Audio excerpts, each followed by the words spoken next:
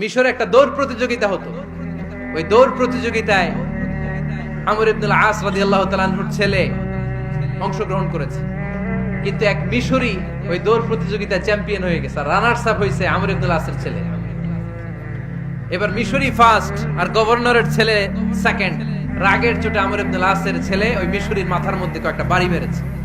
মিশরি বলে, আমার মাল্লা কেন, তুমি খেলায় পারো না, আমারে মাল্লা কেন? আনা ইবনুল আকরামিন, আমি গভর্নরের পোলা, আমি যা বলবো এটাই হবে, আমার উপরে কথা নাই। মিশরি ওইখানে আর ঝগড়া বাঁধায় নাই, মনে দুঃখ নিয়ে মদিনায় চলে আসলেন। এসে বললেন, আমিরুল মুমিনিন, আপনি আমর ইবনুল আস রাদিয়াল্লাহু তাআলা আনহুকে মিশরের গভর্নর বানিয়ে পাঠিয়েছেন। একটা প্রতিযোগিতায় আমি চ্যাম্পিয়ন হয়েছি, ওনার ছেলে হয়েছে রানার আপ।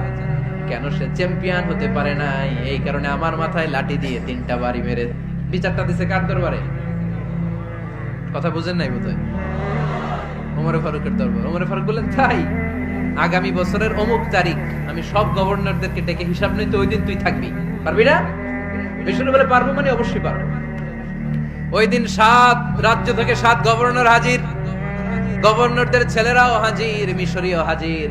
7 গভর্নরের কাছ থেকে 7 এলাকার খোঁজ খবর নেয়ার পরে ওমরে ফারুক বললেন, আইনাল মিসরি, মিশরি লোকটা কই, এদিকে আয়। মিশরি সামনে আসার পরে বলল, আমর ইবনুল আস, তুমি মিশরের গভর্নর, তোমার ছেলে সহ তুমি আসো। আমর ইবনুল আস এসে সামনে বসে রইলেন। এবার বললেন, ও আমর ইবনুল আসের ছেলে, তুমি নাকি ইবনুল আকরামিন গভর্নরের ছেলে, তুমি যা বলবা মিশরে নাকি তাই হবে, তোমার নাকি অনেক দাপট। নিজে একটা লাঠি এনে মিশরীর হাতে দিয়ে বলল, এবার তোর মাথায় যতটা মারছে তুই ততটা গুনে গুনে মার, আমি দেখবো। আমর ইবনুল আস দেখবে, আমর ইবনুল আসের ছেলেরে তুই এখানে মার। সে বলতেছে, থাক, আপনি বলছেন এতেই যথেষ্ট, মারা লাগবে না, আমি মাফ করে দিলাম। ওমরে ফারুক বলল, খবরদার, মার মার ওর মাথার মধ্যে। মিশরি ওমরে ফারুকের ধমক শুনে ভয়ে ভয়ে 3টা বাড়ি মারল। এই বাড়ি মারা দেখেও ওমরে ফারুকের হৃদয় ঠান্ডা হয় নাই। লজ্জায় আমর ইবনুল আস, বয়স হয়ে গিয়েছে, সাহাবা, মাথা তখন টাক, মাথায় চুল নাই, লজ্জায় মাথাটা হেট হয়ে মাথাটা নিচু করে রেখেছে।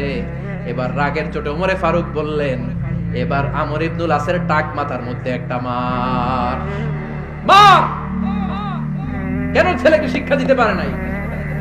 ইয়া আমর ইবনুল আস, মাতা জাআলতুমুন নাস আবিদা, তোমরা কখন মিশরীদেরকে নিজেদের দাস বানায় নিলা? ওয়াকাদ ওয়ালাদাতুম উম্মুহুম আহরারা, আর ওদের মায়েরা তো ওদেরকে স্বাধীন সন্তান হিসেবে প্রসব করেছে। মানুষদের উপর ক্ষমতাগিরি করার জন্য গভর্নর পাঠাই নাই। খবরদার, জনগণ, তাদেরকে দেখভাল করার জন্য তোমাদেরকে পাঠানো হয়েছে, তাদের উপর কোনো অত্যাচার করার জন্য নয়। চিল্লায় বলেন ঠিক কি না? এরকম নেতা কয়টা লাগবে? কয়টা? ওই নেতার নাম কি? ওমর।